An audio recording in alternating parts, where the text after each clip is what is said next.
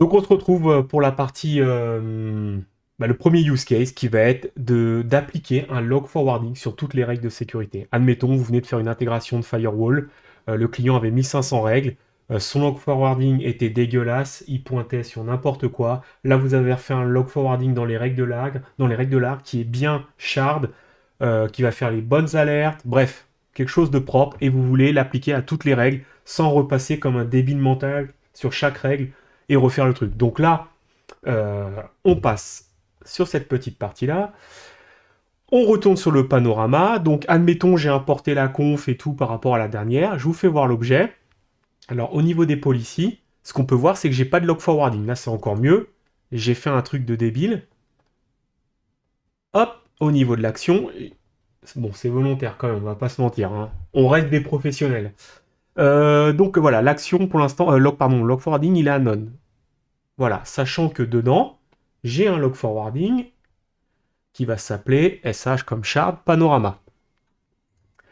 Je reviens sur mon expédition. Donc là, je suis dans mon projet. J'ai la conf d'origine. Et au niveau des policies, alors, le problème, c'est que là, j'ai pas le même filtre que sur mon panorama. Mais on s'en fout. De toute façon, je vais les retrouver. Elles sont taguées Arjalab. Alors, on peut tenter le filtre. Je vais le tenter avec vous. Filter. Est-ce que je peux faire un filtre sur le tag? Oh bordel! Hop, Arjalab. Et là, regardez. Vous pourriez vous dire, oh, c'est bon, j'applique ma bite. Oh, bah attends, peut-être, finalement, il faut que je le mette là. Non, ça marche pas. La subtilité. Et là, le miracle. Oh! Mais ça, c'est pas un truc de tordu, sans déconner. On n'est pas... Bon, comme je disais, je ne critique pas parce que cette application, quand même, elle nous sauve les miches.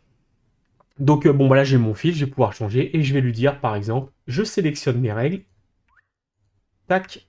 Alors, la sélection, on ne le voit pas très bien, mais il y a un petit truc, comment on appelle ça?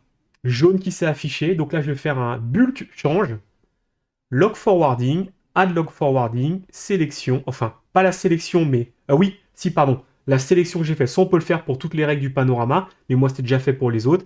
Là, on va faire un truc un peu plus touchy. Donc, soit vous le faites sur toutes les règles qui ont été définies ici, sachant que si vous êtes dans un autre device group, ça s'appliquera que au device group. Là, c'est all, donc c'est pour tout le monde. Là, j'ai fait une sélection, donc. Merde.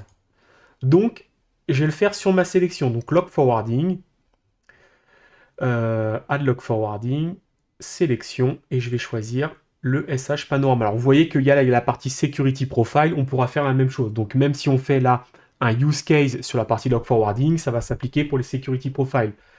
Si vous ne savez pas ce que le client a et qu'il n'y avait rien et que c'était configuré avec la bit, le mieux c'est de mettre un security profile avec à minima le threat prevention, la partie antivirus, anti-spyware, vulnerability protection, mettre à minima ça, et puis après checker les zones internet et puis mettre l'URL filtering, enfin bref. Après là ça reste du consulting et là je ne vais pas vous aider forcément là-dessus. Donc là je mets panorama complète, je vais directement dans la partie export, je vais faire un generate API request. Donc là, c'est fait. Et là, comme je vous disais, moi, je travaille en mode Gorée. Ah, est-ce que je suis obligé de faire ça? Attends, je vais juste regarder si je suis obligé de faire ça. Faites-le, c'est pas plus mal. Je régénère.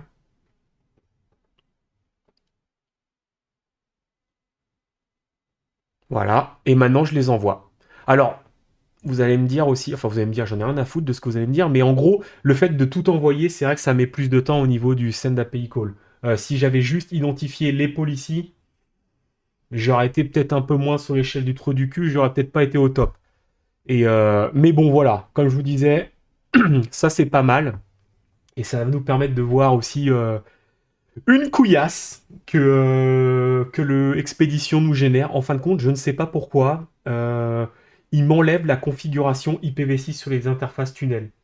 Donc après, on se retrouve avec ce message de merde. Attention, IPv6 n'a pas été activé. Alors, c'est uniquement pour la partie Global Protect. Je ne sais pas si c'est un problème cosmétique ou pas.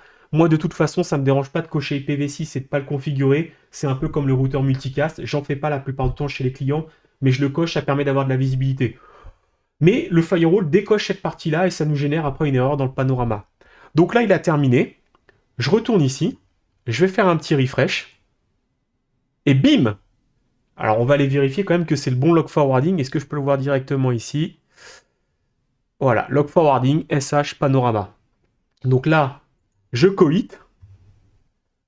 Alors, vous voyez, comme j'ai fait le sub API, il a identifié qu'il y avait une modification sur l'ensemble du parc. Mais ça, c'est pas grave. Il modifie rien en fin de compte. Je sais pas comment il fait. Est-ce qu'il génère un fichier de conf avec un timestamp qui fait que, ah bah tiens, il y a une modification parce que le timestamp a changé. Même s'il n'y a pas eu de modification, le timestamp a changé, donc il considère qu'il y a une modification. Enfin bref, je vais pas rentrer dans ce détail. De toute façon, j'aurai pas la réponse parce que dès qu'on commence à vouloir des infos précises, on nous explique qu'on n'a pas besoin de le savoir. Donc voilà. Donc là, ça commit. 99%.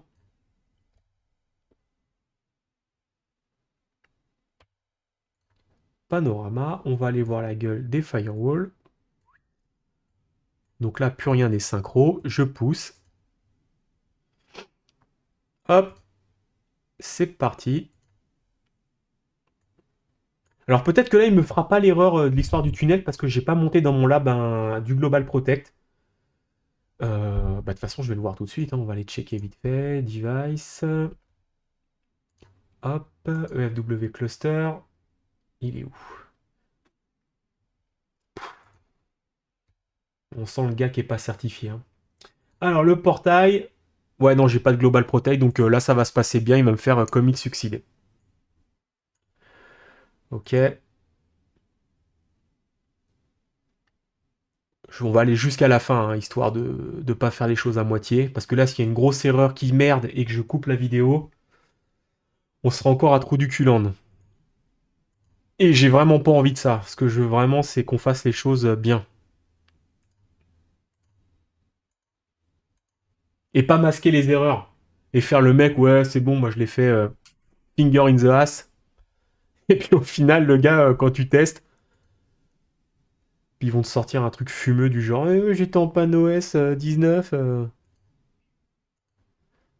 Oh putain, ça pédale là, hein.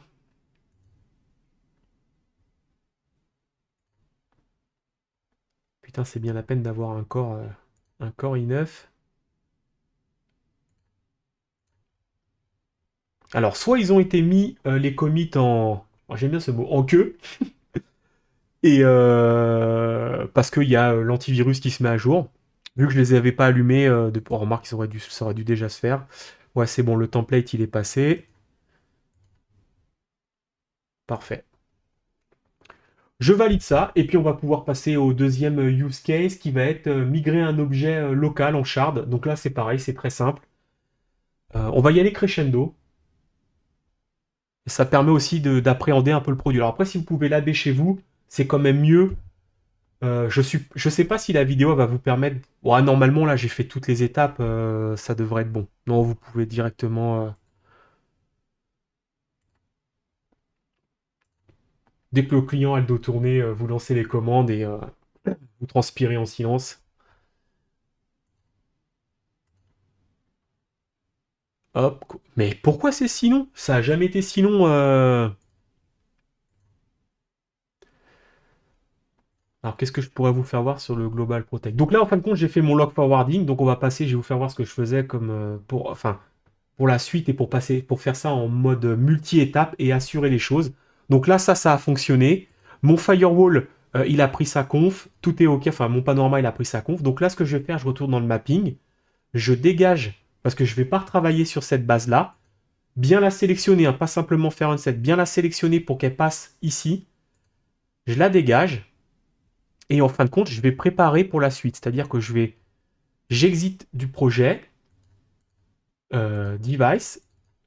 Je vais recharger ma running puisque je l'ai commité. Donc là, j'ai une nouvelle running configuration et avec le log forwarding qui a été mis en place.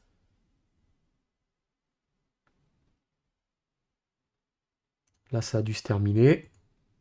Et voilà, on est bien Tintin. Là, j'ai repris ma conf, je retourne dans le projet, je la réimporte. Et là, ça va permettre de pouvoir travailler sur le use case numéro 2. A tout de suite.